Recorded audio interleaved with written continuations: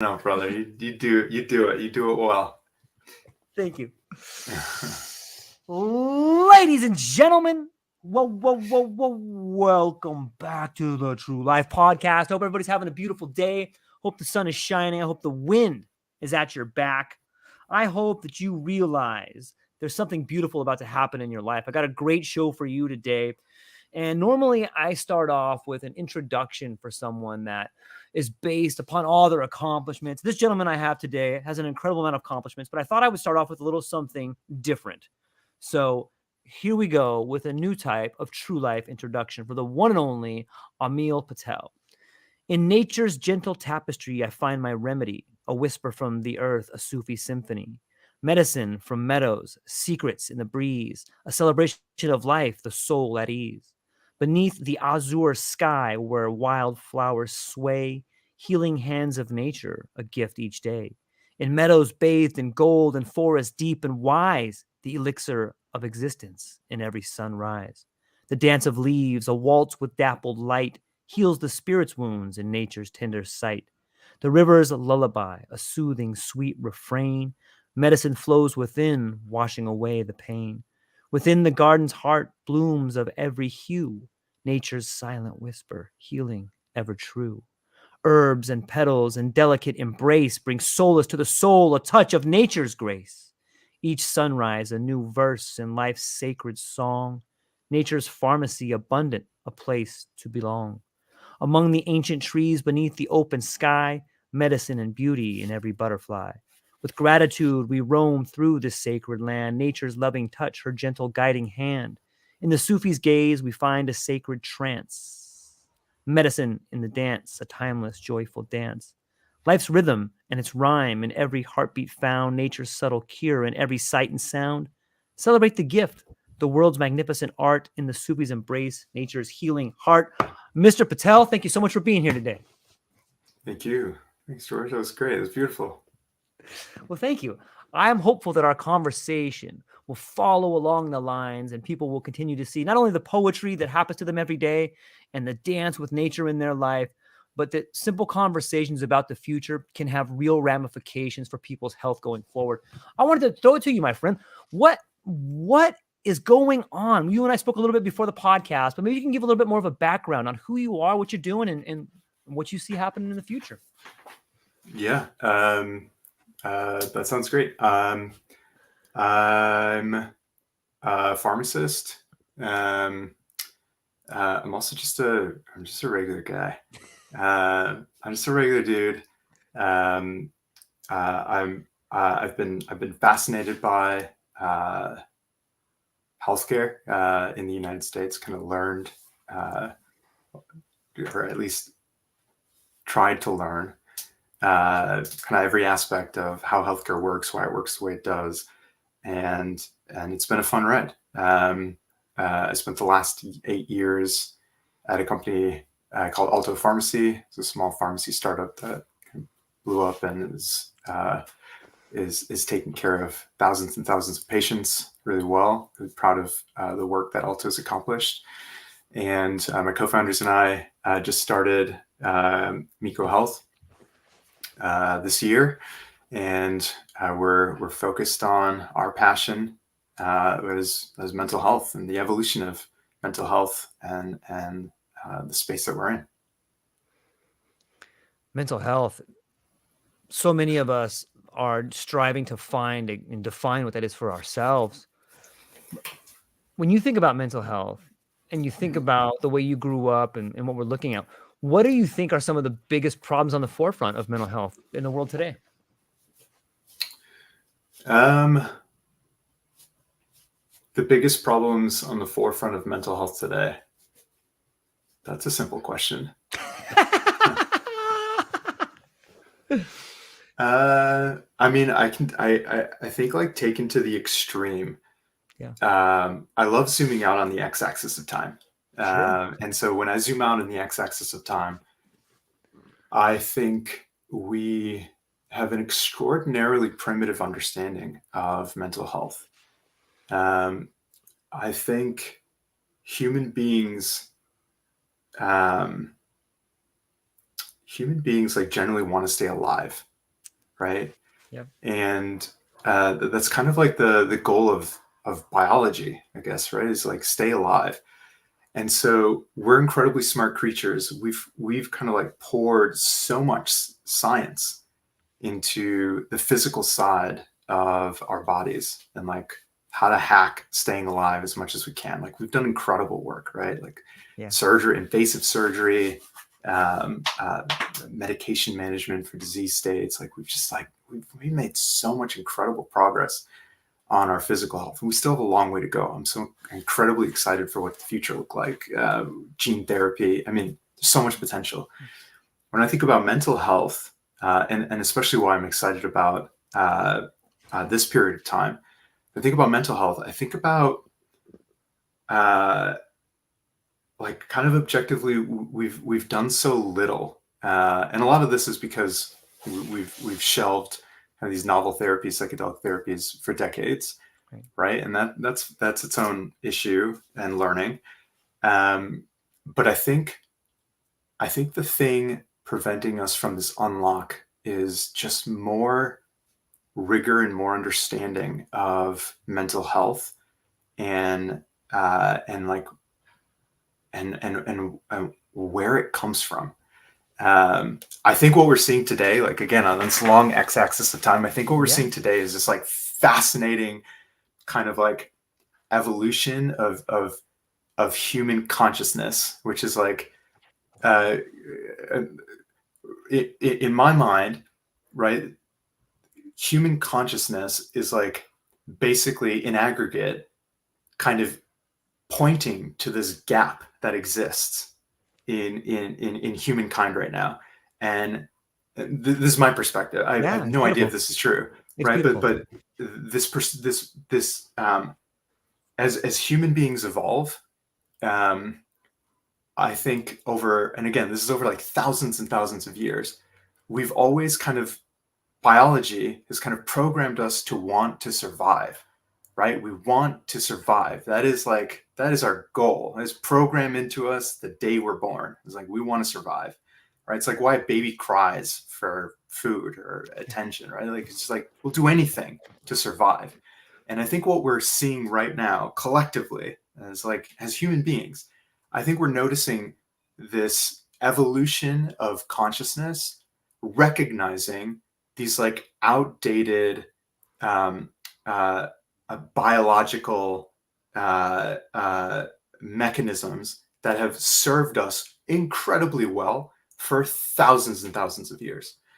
And so, what I mean by that is, I think so much of mental health, uh, and I think this is going to prove out as we study this more in the future. I think so much of mental health is kind of related to your psyche and your psyche development from childhood through, I don't know, maybe like 11 years old. Who knows, Yeah. right? But it's like the way you as a child experience events and kind of record those events in your subconscious mind and develop your psyche into adulthood to be able to kind of face today's challenges and learn and grow and become an independent adult. I think so much of mental health is really tied to these like fundamental needs as a child that relate to safety and acceptance, right? Because safety and acceptance for thousands of years has been this kind of like North Star for us to say, we are increasing our chances of survival, right? If we feel safe, we're increasing our chances of survival. If we feel accepted, we have a tribe, right? We're increasing our chances of survival. And I think like those mechanisms brought into 2023, they don't necessarily serve us in the same way. Like generally today, in today's society, right? You're born and things generally are like working in your favor, right? You like generally have food, shelter, like Maslow's hierarchy of needs, right? You generally have all the things that you need.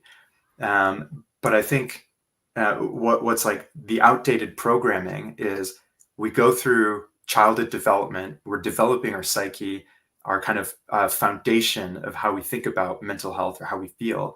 And I think there are like events that occur to us, or ways that we perceive events, and we kind of store this in our psyche as we build the foundation of mental health in childhood, and it's incredibly outdated, right? And so taken to the extreme, it's like, oh, me as a child, I felt, let's say it was like, I felt judged early on in my childhood because I got bad grades, and I felt so shamed by my parents. And I think this is just like a story that I'm making up, right? Sure. But that's those like simple subtleties of life experiences recorded in your psyche as a child of a lack of acceptance really has a profound impact on how you kind of build the foundation of your mental health into adulthood. And I think that's fascinating. I think we have so Yeah. much to learn about mental health and childhood development, and how you kind of build this framework and foundation for your emotional well-being as an adult during these childhood processes. And we understand so little of that today. And so I think that's fascinating. I think right now is this kind of inflection point in this long tail of history of human beings where we're saying, hey, there is a misalignment here.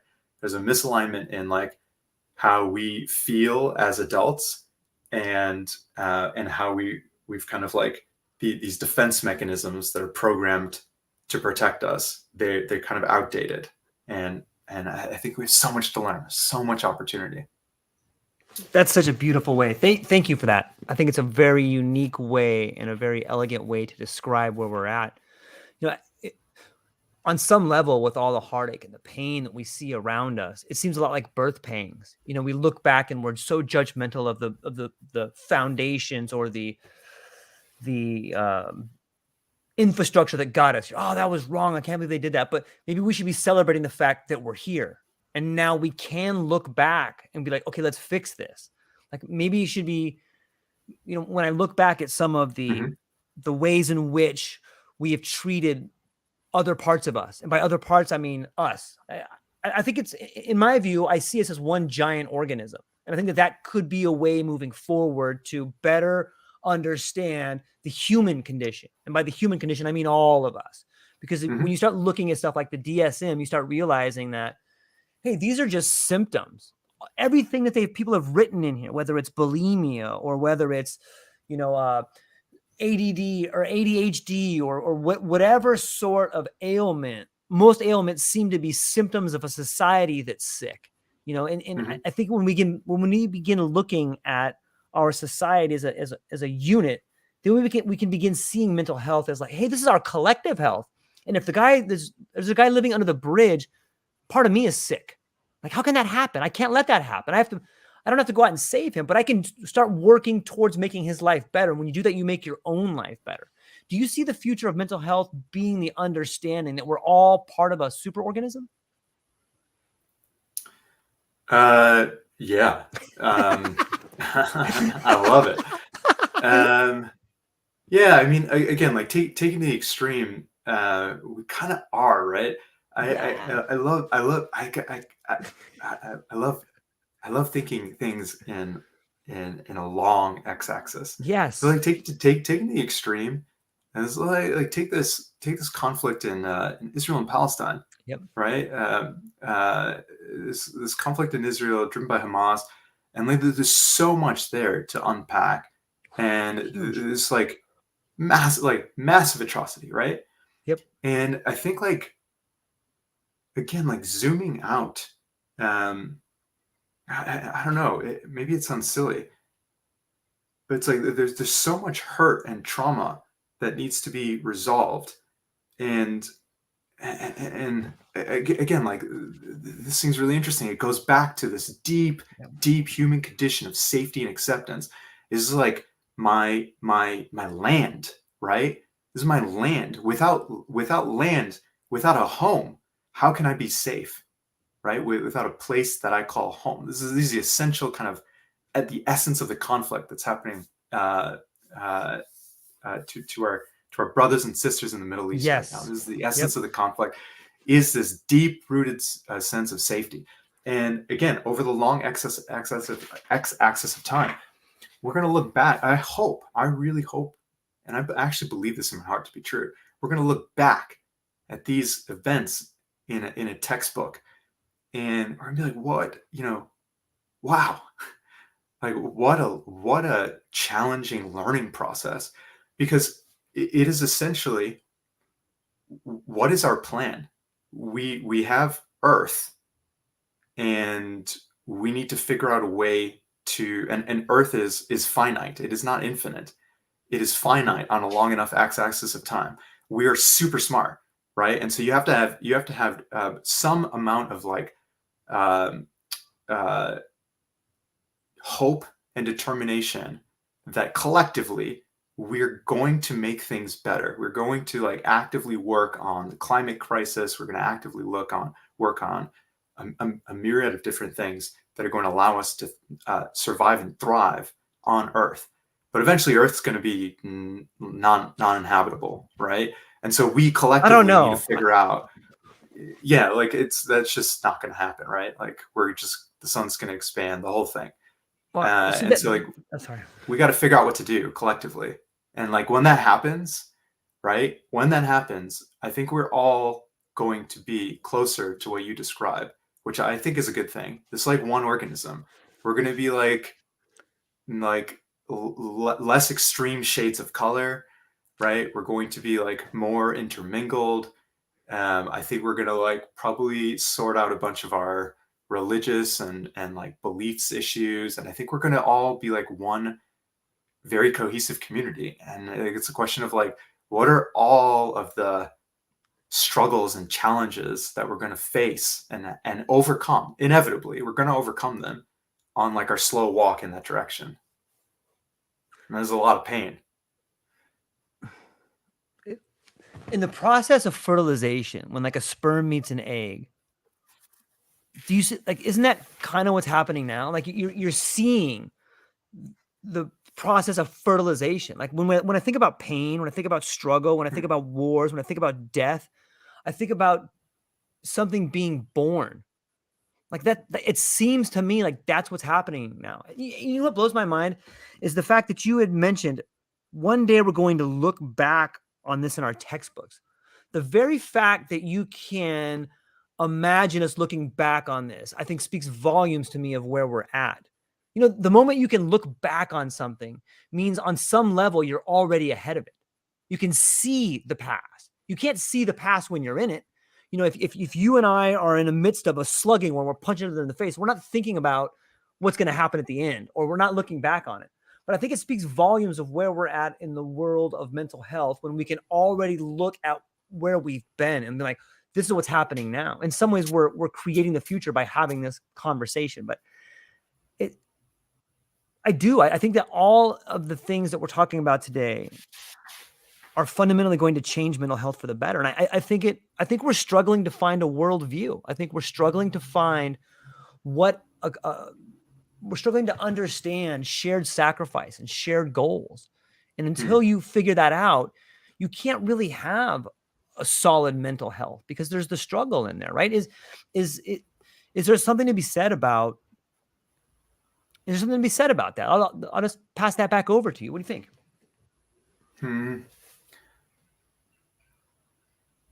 I think I don't know. My take on it is like it's the human condition to face challenges and overcome challenges. I think in the entirety of our existence, we're going to be facing challenges, and we're going to have to put our noggins together and figure out how to overcome challenges. I think the reason I believe that is because that is our entire history. It's like the history of humankind. And we've just, we like work together and put the International Space Station up in orbit. Like what? We just do incredible, right? We do some incredible shit out there, right? Yeah. And sometimes we forget it. Sometimes we take it for granted. But we're gonna figure things out. We're going to. There's a reason we're here. Yeah. There's a reason we exist. We're gonna figure stuff out. And we're gonna evolve. It's like it's in our nature. And it's all gonna happen really, really slowly and really quickly at the same time. And I think the thing, it's like, can we overcome these like interpersonal, like interhuman challenges, so we can be a collective. And I think that's gonna. I think yes. Yeah. Um, I think yes. Like 100%. I believe that in my soul. Like Yes. yes, we're going Yep. to, right? And We're the doing reason it. I believe that is because I look back at history. We've done that. Like we have made such incredible progress, and we still have more progress to make, and it's going to be at times painful progress. Um, but it's like if you're sitting on the ride and watching the ride, it's like it's a messy ride, but you know that you know where it's going, and it's going in a direction where we collectively have developed just this like radical understanding and radical sense of empathy along this kind of framework of shared goals. And I think those shared goals are going to be around survival, and that shared goal around survival and what it means for how we think about evolution. I think it's going to force us to really look in the mirror, right, collectively. Yeah. And I think in looking in the mirror, we're going to realize like we need to work together. We can choose to work together, and we can find ways to address our differences and Yeah. and figure things out. You know? I love it. I love Yeah. the Jungian idea of looking in the mirror. You know, when you walk, you know what I mean? Like when you walk outside, on some level, everybody you see is a mirror. On some level, the world is talking to us through us. If you notice something in somebody else that you despise, it's probably because you despise that thing about yourself. If you see something in someone else that you admire, it's probably because you want to foster that thing inside of you. Do you think moving forward in the idea of mental health is understanding that like is there a place for our shared history in mental health? Like we need, on some level, we need to have this understanding that we are moving forward together as one organism. Is there a foundation moving forward for mental health in the world that you want to see?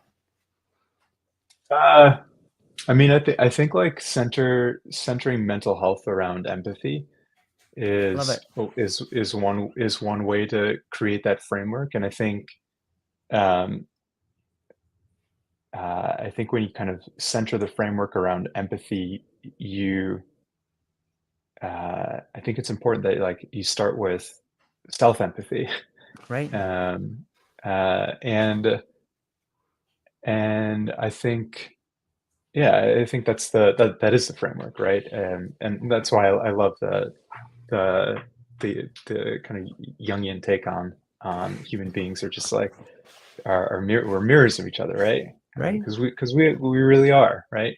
And that kind of speaks to this idea that we are this one collective um, together. Yeah. In my life, I found that psychedelics are a great mirror for that. You know, in heightened states of awareness, you're able to see things from a different perspective, whether it may have been a trauma that happened in your life or something that happened to someone you love. You're given this new perspective on things.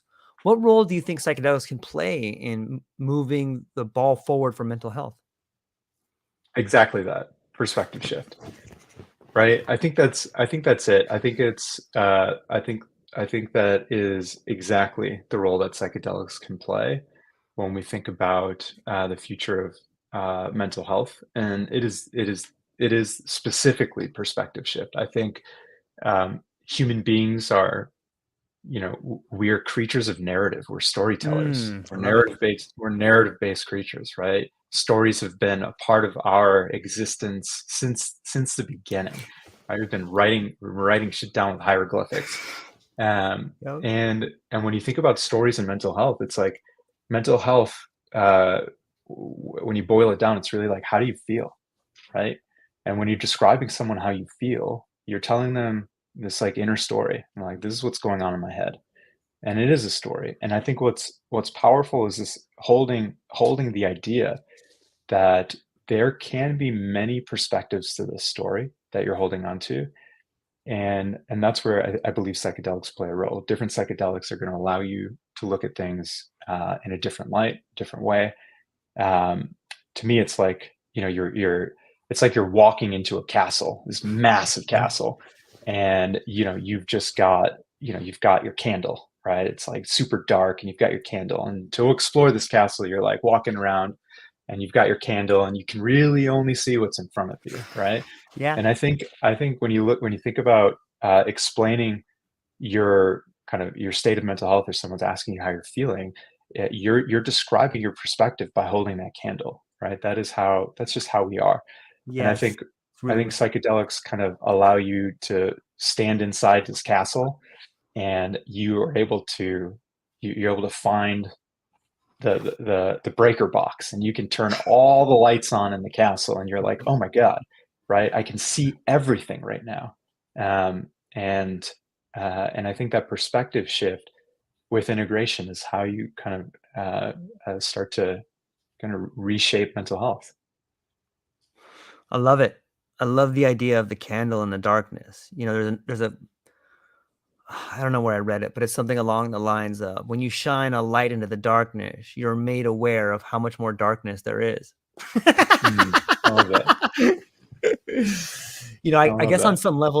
some level too, this reminds me of James Joyce's Ulysses, where he speaks about history is the nightmare from which I'm trying to awaken. And maybe it's our collective history. Maybe it's this history we've been conditioned with our whole life to hold on to. Hey, here's this thing called truth. Hold that for a little while. Well, that idea of holding on to truth gets really heavy. It's really cumbersome, especially when you start bouncing up against ideas like this truth thing over here. I think it's kind of bullshit. How can that be? That's very difficult for someone to hold on to. And I think it starts to, the weight of cognitive dissonance starts to break down the barriers around you until you go a little crazy. Like that's got to be part of the mental health scheme too, right? Yeah, I think I think I think one thing that will will help is really just like education Yes. on what to expect. Also, like, what is truth? What truth is your truth, right? It's like, Just a word. right, it's just a word. And when I think about what we're doing here, or at least our vision of how this space is going to unfold, it's like, and just simplifying. It's like what we're trying to do is like, let's just, you know, what why is psychotherapy incredibly helpful and incredibly effective? Right, is essentially, like, again, human beings, we're basic creatures. Like, we there's something about connecting with another human being and sharing, in a non-judgmental way, how you're actually thinking and feeling, and and sharing that load with someone, having someone hold that without judgment, and being able to point you in directions to allow that perspective shift and allow you to question truth is it's that is incredibly powerful.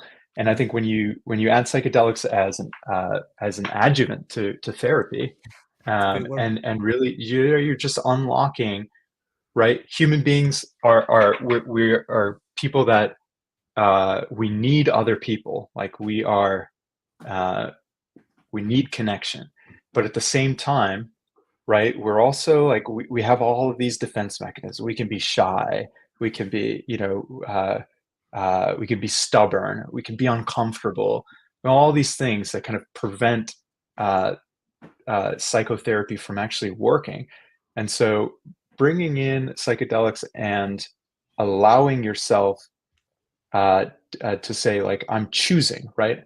I'm choosing to allow myself uh, to embrace the discomfort, and move past it, turn down the discomfort, turn down my fears, and be able to go in with that mentality. I think going in with the mentality of, this is a choice I'm making. I'm allowing myself to do this because I'm allowing myself to explore what's really there. I think having that mindset is just is so important in this work. I love it. I think our definition of change is changing, if that makes sense. Like, for so long, Mm, we see change as like this. For maybe this is just my opinion. Maybe this is the way I have seen it. Maybe this is why. Maybe it's changing for me. So forgive me. I'm not trying to speak in these broad generalizations, but it seems to me that for a long time, at least in my life and some of the people with whom I care about, change has been associated with pain. Like, oh, we have to stay here. Like, and it gets back to the idea of survival or land or some of the stuff we brought up in the earlier part of the conversation. Sometimes to change is to die. And even if you look at that from metaphorically, but maybe that's a good thing.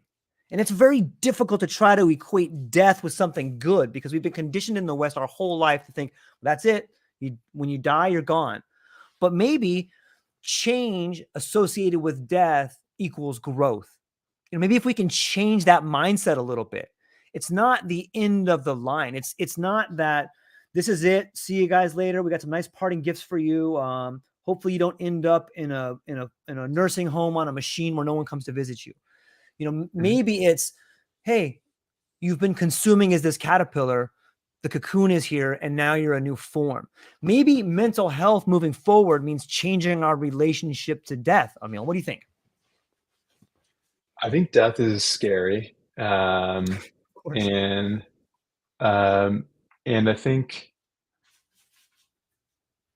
I think people are always going to be worried about death. I think that's good. I think that's good to be to have a healthy fear of death. I think when I think about, I don't know, I'm interpreting death in your context as almost Okay. like someone is letting a part of themselves, like an old part of themselves, die, Yes. right? Yes. And finding a Yep. new and I think my perspective on that is I don't necessarily agree with that perspective. Okay. I don't know if again, like I think holding that perspective for people can be a little bit unnerving or frightening. Like, oh, I'm gonna like radically change as a human being. Like, there's an old me and a new, and I think I go back to what we were chatting about earlier with this, just like radical self empathy, and like nothing needs to die, right? It's just like you are perfect. You are absolutely perfect the way you are. You have been perfect since the day you were born.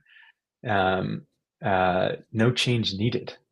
Um, right? But if you're willing to, and if you want to, and I believe everyone should be able to have the opportunity to grow and broaden your perspective and learn.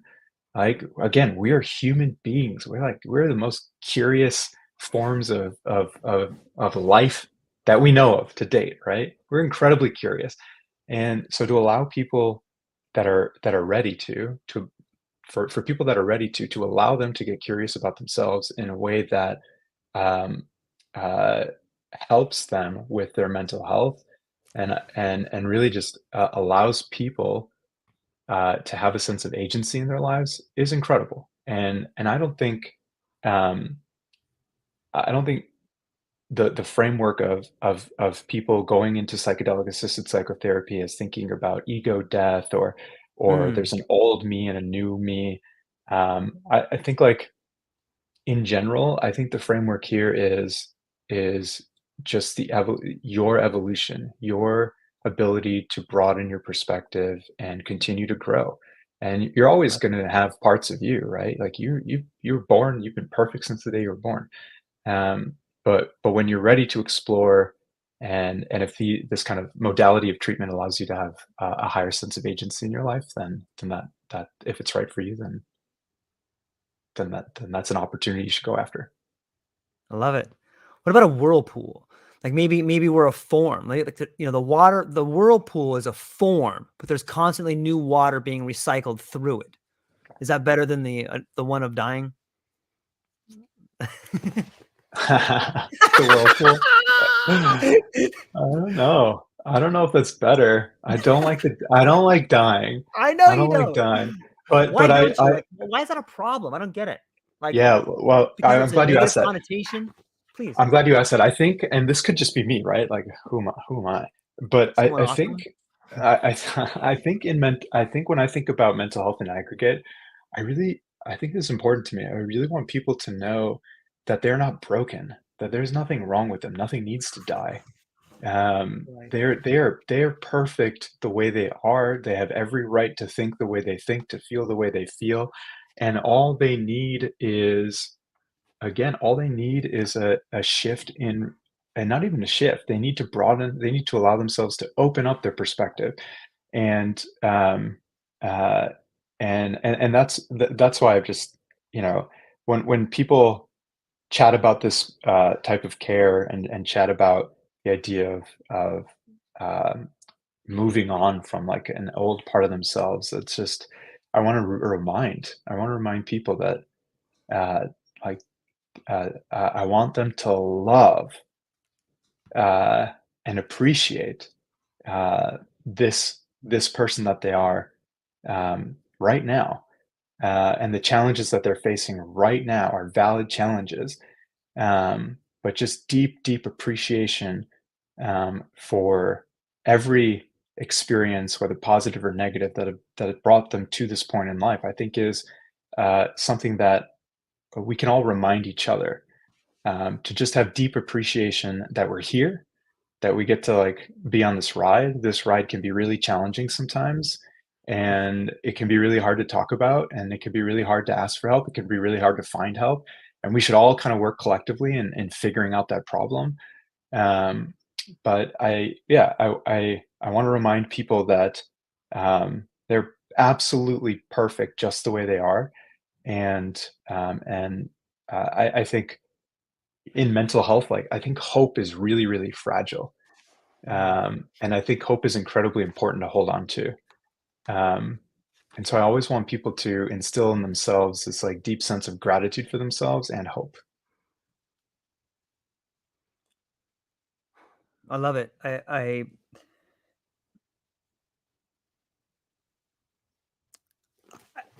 awareness comes to mind. Mm, I think of this idea of awareness. I've been reading a lot about. There's a really great book called The Gutenberg Galaxy by Marshall McLuhan, and in that book he speaks about the shifting of sense ratios, and he uses typography, the ideas of exact repeatability, as a way that shifted our collective way to model reality. You think about that idea of exact repeatability. Like, that's a big one. That changes the way we model reality. Is it possible that, and when I hear you talking about the way in which you hope people are able to see and love themselves in the now, is it possible that we're on the cusp of a sense ratio change, the same way typography, according to Marshall McLuhan, changed the way we model reality? Are we at a stage right now where maybe we can begin to model reality in a different way by changing yeah, like our sense ratios? yeah, totally, totally. Why not? Oh yeah, why not? Why? Yeah, why not? Yeah, like we're you're changing, um, like taking to the extreme over time. If you have just radical self-empathy and empathy for those around you, it doesn't mean everything's perfect, Right. but it kind of changes the way in which you show up and manage debate and manage differences. I think it brings humanity. It kind of redefines how you bring humanity back into behaviors and actions. And so, yes, 100%. The idea that we could understand our behavior in a different way is mind-blowing to me. That can change everything. Um, that we can change our behavior in a certain way. Yeah, yeah, I think Well, so. I agree. but but the way we look, Crazy. like, yeah, like, I don't think I'm It's saying crazy. it accurately. Like the idea that, Look at the things yeah, look please. at the things we've done in our past. We've done some Yes. pretty fucking wild shit. Horrible, but And amazing at the same horrible. time. Yeah, but like we've got some rough edges, right? Yes. We're seeing this now in the Middle East. Yes. Um, we got some rough edges, and so yeah, I think if you radically, taking to the extreme, if you're in a place where um, uh, human beings have their basic needs met and fulfilled, and every human being has this deep sense of safety, acceptance, and they're able to kind of climb Maslow's hierarchy. I Right. think, yeah, you really change kind of the throughput of our kind of collective species. Like, who knows what we're able to accomplish? And I also believe that this is like a natural progression of things. I think we have to get to where we are. We have to get through this to naturally move to our hopeful and bright future, which is like, we got to figure out mental health. And oh my god, there's so much we got to figure out there. Like I mentioned earlier, I think childhood development is huge in understanding the foundation that you lay for your own psyche and mental health. And there's so much to learn and understand there. So much. Is it fractal? You know, like imagine someone, maybe yourself or someone you know that's a violent person. And now just extrapolate that out, take the long look at the x-axis, and that is humankind. Is what we're seeing right now, a violent outburst in the Middle East, in the human condition, the same way someone who's frustrated about a parking spot, maybe not the best way, but you know what I'm saying? Can we see in the individual that that's happening in the world? Does that make sense? Yeah, that makes sense. I think the emotion, like I think we all share the same emotions. I think we all share the same emotions. I think the narratives that we attach to those emotions are different and subjective and unique to each and every one of us. Yeah. And the actions, like the behaviors and actions that we take based off of the narrative that we attach to those emotions, are unique and subjective to all of us. But I think the underlying emotions that we're all feeling are the same. Are they contagious, you think? Like, it seems to me when we talk about storytelling and narratives are a way to contain the contagion of emotion. You know, there's so much that's put into the storytelling, and it's so powerful. You know, and we know that illness is contagious. If I get sick, then you can get sick.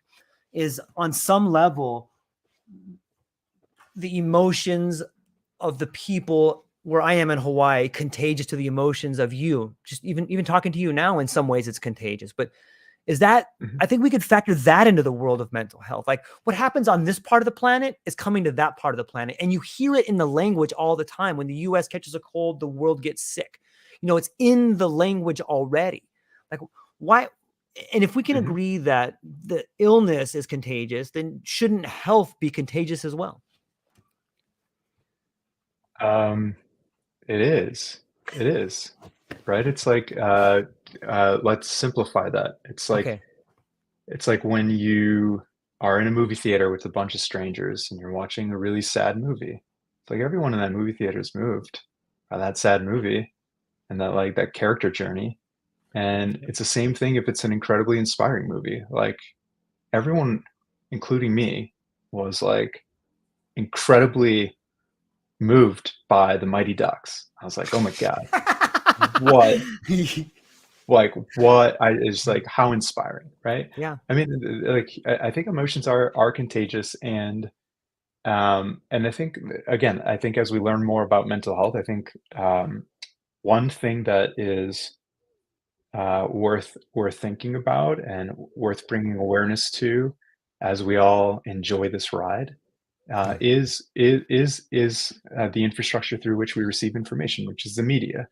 Again, because humans are just fucking incredible, we're also seeing the evolution of how we create and consume content, which I think is speaking to how amazing we are at evolution, right? Like, we are calling out and noticing how large media channels are able to do exactly this, like drive not only national narratives, but also kind of like the national media carriers can be seen as like the movie. And all Yeah. of us are like people sitting in the movie theater watching this movie. And if this movie is all about hatred and Yep. aggression, like, Yes. we're all gonna feel that, right? And Yep. so we have to be thoughtful, and I see breadcrumbs of this today, which is great. But we should be thoughtful about, throughout the course of our evolution, we should be thoughtful about how are we consuming content. What do we pay our attention is holy, and what are we paying attention to? What is deserving of our attention? And are we bringing awareness to the kind of the emotions, where we put our attention? Are we bringing awareness to the emotions that occur when we put our attention focused in a certain direction? And I think we're going to get smarter and smarter about this over time, and we already are. Yeah. Yeah. Yeah. It doesn't take a whole lot of concentration to look back and see how fast things are changing. Yeah. And right. It's happening as fast as you can snap your fingers. And in some ways here's an interesting idea. Sometimes our intuitive nature, like if we spoke recently just a moment ago about how emotions can be contagious. And on some level, if we follow that strand, we intuitively know on some level what's wrong with the other person. We may not know exactly what caused it, but we can see heartache, we can see stress, and on some level, we know what's wrong with that person. However, sometimes that intuitive nature leads to judgment, which is, what do you think is the relationship between our intuitive nature and judgment? And not that judgment's always bad, but sometimes that judgment can be bad. What do you think is the relationship there between our intuitive nature and judgment? I think judgment's always bad. Okay. I think discernment is not. Well said. I think judgment is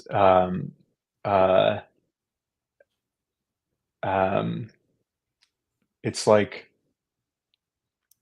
a story, right? It's a story that you have about something Yes. else, and I Yes. think, right, like that Yep.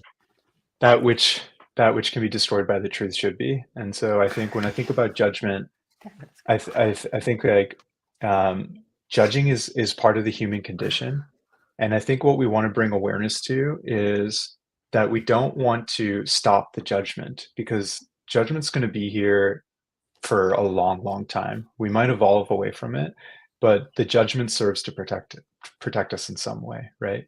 It's like a mental process that is there for a reason, and we want to accept it, we want to embrace it, and we want to bring awareness to it. And I think in bringing awareness to our judgment, we realize that it is exactly that, judgment.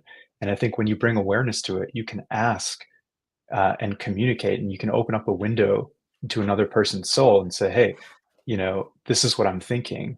How do you feel about it? I think the more we communicate with candor, and the more we share, the more vulnerable we are with each other, the less we are in our heads and interacting with each other in the real world. I think that's for general good. Wow. Really well said. I love the idea.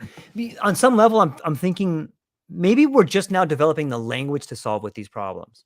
A lot of people have a different vocabulary, or if you're from a different culture, the word obedience may mean something different to you than to me. And on some level, the evolution of mental health, I think, comes from communication. And just in that last piece alone, when we decided to define our terms and say, okay, this is judgment, this is discernment, what's the difference? That really opens up a whole lot in understanding who we are. And with psychedelics too, we often find ourselves bumping up against the ineffable, like this thing we can't quite describe, but we can feel. Do you think moving forward that we're moving into this new era of language, and with that new era of language comes a new level of understanding? Yeah, I think so. It's funny you mentioned feelings, and we haven't really talked about that. Yeah. But I think that's another thing that I'm really excited about. I'm super excited about more rigor and understanding our the felt sense of emotions. I think it's fascinating. Just being able to being able to understand this mind body relationship, Yeah. and how emotions manifest in our body, and how we can kind of bring awareness to that. I think is fascinating, and something that is so kind of untapped, uncharted territory, especially in Western medicine. I think we're starting to make a ton of progress, and I'm so excited for how that's going to evolve. Yeah, you should be. When we talk about Meeko Health, like what is like the prime directive that you and your team are building on?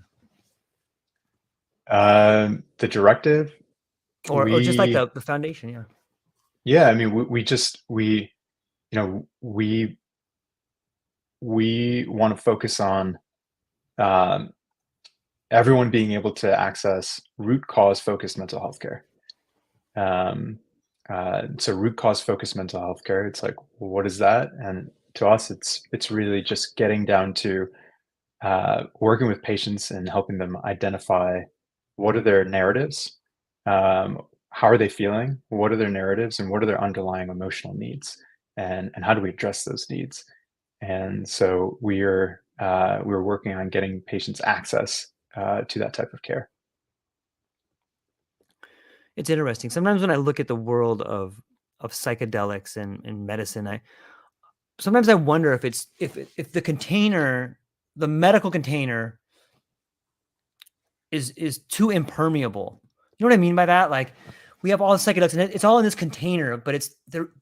It seems to me it's really trying to be held in this container. Does that make sense? Is it too constrictive? Um, I think it's a bit like we've got all these processes, Yeah, and we've created all these ways of doing things, and kind of gaining consensus. And I think it's all like rooted around the right reasons. sure, It's not sure. to stagnate um, research. I think it's for safety, right? And I think that's warranted. Um, and I think in that same framework, we're going to have a lot of opportunities to learn and grow. 100%.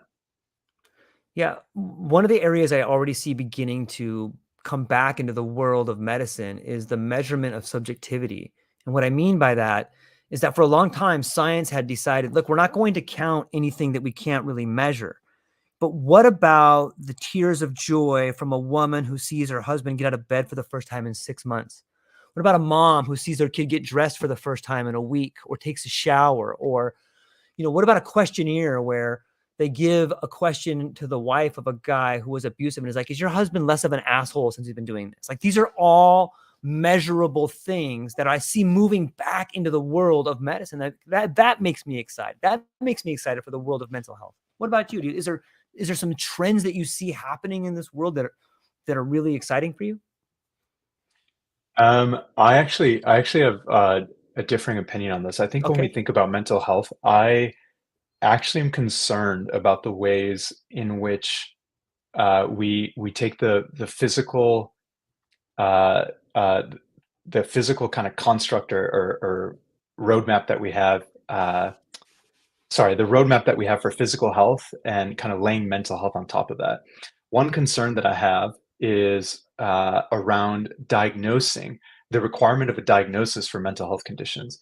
When I think about the mental health stigma that exists today, I often think about how diagnoses lead to, or at least feed into, the mental health stigma. It is essentially, my version of this is like, Yeah. we're essentially labeling people, Yes. right? And then we're also questioning why there's a mental health stigma, why there's a stigma across mental health. Well, essentially because we've taken the construct of physical health, which is, what is it? Like, let's summarize it really quickly. It is like, you have an issue, you take a test, you receive objective results, and through those results, you have a treatment plan, and then you're on treatment, right?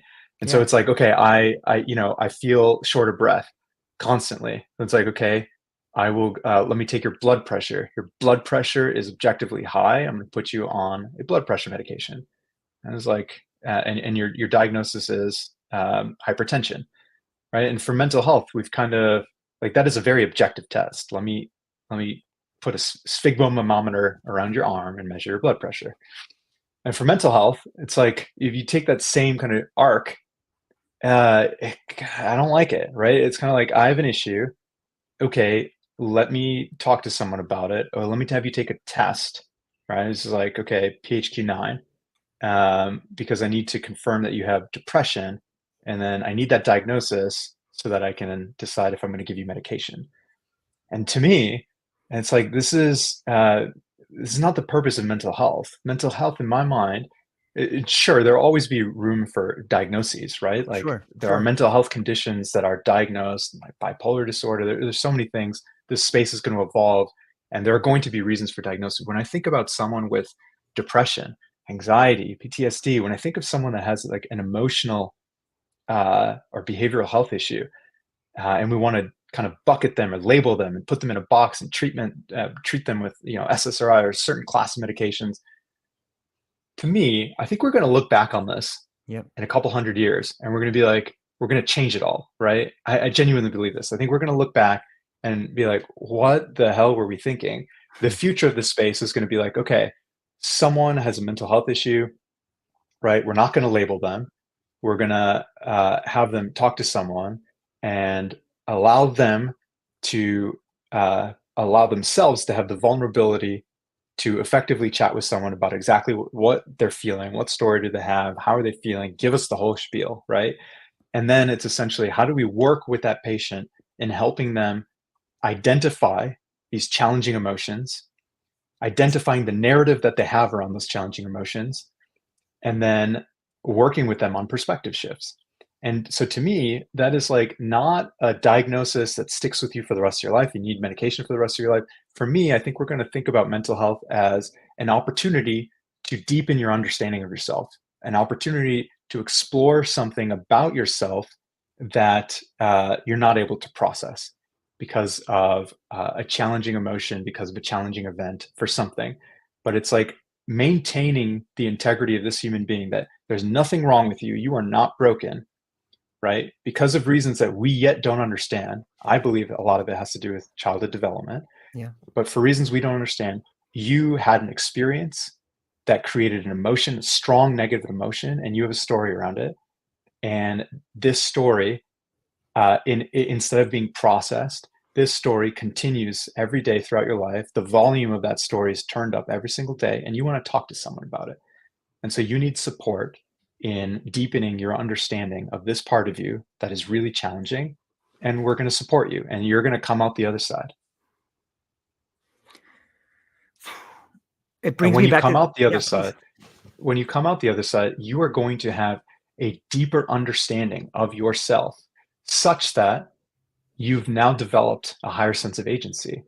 The volume, the noise on this narrative has essentially, you can control the volume on this noise. That is agency. You can realize when the volume is really high. And because you deepen your understanding of where this narrative comes from, what this emotional need is asking for, you can turn the volume down and continue on with your life day to day. I think we're going to look back at mental health and not say that, oh, this feeling that you have is wrong and we need to remove it from your life. We're going to look at mental health and say, this feeling is interesting. Let us seek to understand what's going on there. And then as this feeling kind of continues to pop up throughout your life, because it's a part of you, how do you manage it? Instead of reacting to it, how are you in control of it? And how do you kind of work with it? And I think this is a huge part of psychedelic-assisted psychotherapy, one that my co-founders and I are really focused on and want to get right, which is integration. Like, this is the process of integration. It is not kind of rejecting or tearing away parts of you, but it really is like deepening your understanding of yourself, your emotions, and how can you manage them so that you can develop a sense of agency in your life. I love the way you explained it. I love the idea of the volume control and agency and getting people to see that they are their own worst enemy, but also the cure. They also are the solution to their own problem. Who else They're could better? perfect. They're They're okay. perfect. Yeah. Right. They're absolutely, human beings are absolutely perfection, right? And we just need, everyone's perfect, and we just need help managing these kind of challenging emotions. We need to be able to ask for and receive support. Yeah, getting out of our own way seems to be an issue sometimes. Mm-hmm. It brings me back to this idea of archaic revival that we spoke about early on in the conversation, where when I think of rites of passage or ceremonies, in some ways you get to be the individual that looks up to the person that may be going through the rite of passage. You get to be the person in the rite of the passage. And later in life, you get to be the person welcoming the person through the rite of passage. On some level, I think that there's an agency there. the ability to get to see yourself in all three of those positions has been something that's been stripped away from the Western model of medicine. There's something very powerful about that. And I guess you can see it in Huxley's work, whether it's Brave New World or The Island. Is it this medical model of here we're going to do it in this linear fashion where these are alphas, betas, or are we going to do it more in like the fashion of The Island, where look, we all play these different roles in life, and if you're a young man and you can watch your brother go through this ceremony, you know what to look forward to. If you're the brother in the ceremony, you can look at your little brother and be like, one day he's going to go through this. I need to be strong for this, and I think that there's a connection there that we're missing with mental health. Do you see a connection between these old rites of passage and ceremonies and the lack of it in Western medicine today? Is there a problem there? I don't think it's a problem. I think it's just a part of our evolution, right? We were scared of this thing. We ran away from it. We pushed it away. It's coming back. It's coming back on our terms, right? It's coming back through the medical model. It's our terms. And again, I think over the course of time, I wish I had a crystal ball.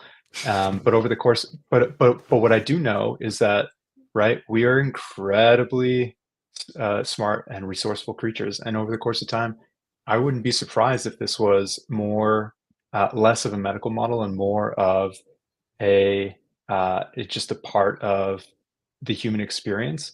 I think if I were to play with that, I would think, and again, right, long x-axis of time, things move fast and slow. I think, medical model, we gain comfort. Human beings in Western medicine gain comfort on the medical model for a certain amount of time.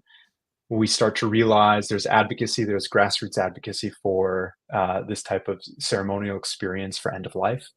Yes. And there's going to be continued statewide legislative support for states to gain autonomy in this as kind of a ceremonial practice.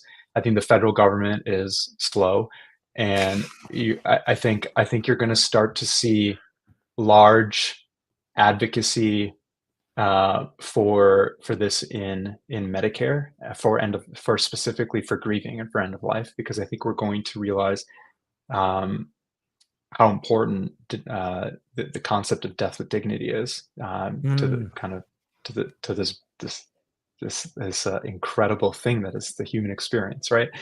And so then I think after that, we're going to start normalizing the process of grieving and the process of dying with some of these medicines outside of, probably initially within the medical model, and then more kind of on the fringe edges of the medical model for end of life, and probably more into like a ceremonial practice with patients and then with their families respectively. And then after that, I think there's going to be further unlocks to say, hey, there are other areas in chapters throughout the human life where we can apply this kind of concept, because we would have had such profound experiences and understanding from using these medications in the end of life setting, that we would be like, let's expand this even further. Let's expand this to what we're doing now. We're already doing this in other parts of the world. We have these these ceremonies in South America and Jamaica. There's one that I caught. There was a ceremony specifically for parents to go through psilocybin sessions. They were grieving the loss of a child. And it's like, of course, if we're doing it now, of course that's in our future. It's a matter of, how fast are we going to get there? I don't know.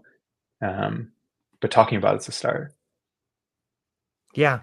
That's in some level, it sounds to me like we're beginning to bridge the gap between science and spirituality and understanding that they're one and the same. I think that plays a vital role in mental health too, is that for so long that there's been this separation and this coming together of what is your take on the bridging the gap between science and spirituality? I don't know. I think when I think about science, I think about um, experiments and curiosity and measurements. And I think we're still early in this space. When I think about spirituality and mental health, for some reason I think about someone's spirit. And when I think about someone's spirit, I think about someone's essence and like who someone is. And when I think about asking someone about their mental health and kind of reframing it or simplifying it as asking someone like, "Hey, how are you feeling?" I'm like really checking in on their spirit, like how are they doing? And so I think there's an overlap here of whatever whatever you want to call it, but I think mental health and spirituality are one and the same. Yeah, me too. I really like that. I mean, I love what you're doing. I love the way in which you're making sense of the world. And for everybody watching right now, if they want to get a hold of you, if they're interested in some of the things you're saying, how can people find you? What do you got coming up? Where can people find you at? Yeah, check us out on our website, meekohealth.com. My co-founder is Damien. Nick and I are on LinkedIn. Hit us up, message us, Yeah. shoot us an email. We're always looking to chat with like-minded individuals in the space, um, especially therapists, psychiatrists, and employers. We firmly believe we're taking one small step in kind of pursuing the future of the space, and we're focused on getting this covered by employers as a benefit, and we're just obsessed with this work. I think it's an integral part of it. And I can see on some level how the mental health in the workplace is a real problem. It's a real problem. And maybe there's answers to it with using these different modalities. I think mental health in the workplace is a challenge. I think mental health in general is a Yeah. challenge. Just because Agreed. we collectively, again, we have a really, really primitive understanding of mental health. And I think with where society's at today, with FDA approval of pending approval of MDMA, COMP360, with society accepting ketamine, and again, I think it's really important that we're using these medications as an adjuvant to psychotherapy. Mhm. I think we are huge proponents of this kind of new ethos of mental health care, and we believe that it's going to really positively impact tons of people's lives. Do you think that there may be a problem with a disassociative?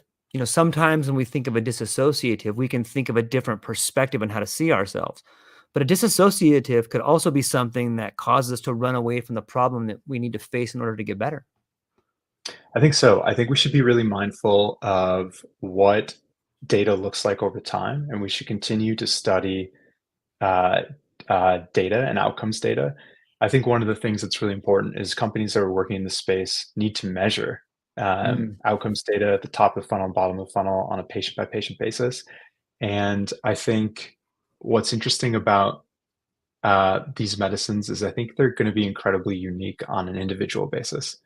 So the experience is not going to be single threaded across all human beings. I think it's really similar to today, right? It's hard to think about now, but it's really similar to today, looking back at how we're currently treating mental health, which is like, hey, try this SSRI. If it doesn't work, maybe we'll put you on a different one. If that doesn't work, maybe we'll move to a tricyclic antidepressant or an SNRI. And when I think about the optionality that allows patients, which is every human being is different and not one thing is a good fit for everyone. But I think the future of psychedelic assisted psychotherapy is going to be very similar in that you're going to want to be allowed the opportunity to have access to this type of care. And you're going to realize some of these types of care are not going to be as efficacious for you or as grounding for you as or as healing for you as other types of care within the modality of psychedelic assisted psychotherapy. But I do think optionality is important, and I think access is important. So here's a question that is unique. I think you'll have a unique perspective on, and I think a lot of people in the world of medicine sometimes think that there's maybe too much money being spent on trying to discern the mechanism of action. Like there's too many variables. We may never thoroughly understand the mechanism of action. It works. Why can't we move forward with it? How do you decide that something works? I think you can see someone's life getting better through the tears of the people around them that love them, and they're coming back to life. They're rejoining with the world around them and reconnecting. Yeah, yeah. I think today society as a whole, like we like checks and balances, right? And Yeah, this all yeah, comes down to safety, agreed. right? Safety, responsibility. We trust the government. Too much. Too much. Right? We like right. We want to feel, as human nature, we want to feel safe, right? We want to feel safe, and we want to know that the powers that be have put in all the thought and rigor, and have like we've removed this responsibility from ourselves and put them onto someone else, the FDA in this case, to say that, hey, this is safe and effective. And so in that construct that exists today, right, wrong, or indifferent, today, that means that you kind of have to go through the process of whatever the FDA is asking for. What is the mechanism of action? Can you prove efficacy data? Can you prove safety data? And I'm of the position that that's a good thing. Like let's play Right. on the playing field that exists today. And again, over time, it's going to evolve. Remember when we used to go to the barber shop and we used to have infections and we would do bloodletting like 100 years ago? We would just like have a barber cut our veins open because we thought that was medicine. Like everything, all of this is going to change really quickly and for the better. Yeah, it's intriguing and fascinating and mind-blowing and a little scary at the same time to see all these things unfolding at the rate at which they're unfolding. I'm mesmerized by it. Is there, I know you have places to be and things to do. Is there anything that we didn't cover yet that you want to talk about for a moment? I don't think so. I think we covered a lot, and We did. it was George, it was a really engaging conversation, and I had so much fun.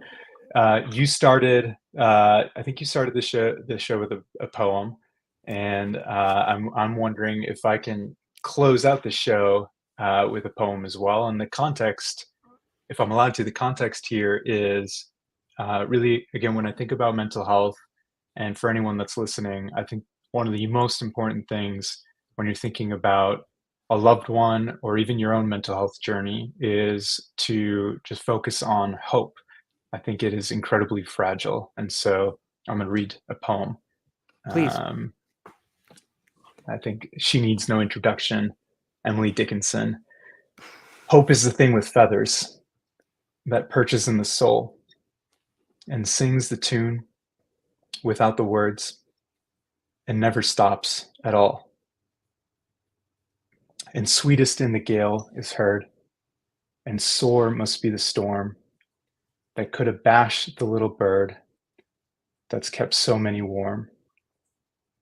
I've heard it in the chillest land and on the strangest sea, but never in extremity it asked a crumb of me. Hope is the thing with feathers. And that's it. It's beautiful. What am I going to say to that? I got nothing to say, man. There's nothing else to say. Ladies and gentlemen, hang on briefly afterwards, please. I'd like to speak to you for one more moment. But ladies and gentlemen, please go to the show notes. Check it out. Check out the conversation. Reach out to him and his partners on LinkedIn. If you want to be part of or learn more about what they're doing, do yourself a huge favor. It's an incredible insight, and it's wonderful. That's all we got for today, ladies and gentlemen. Aloha.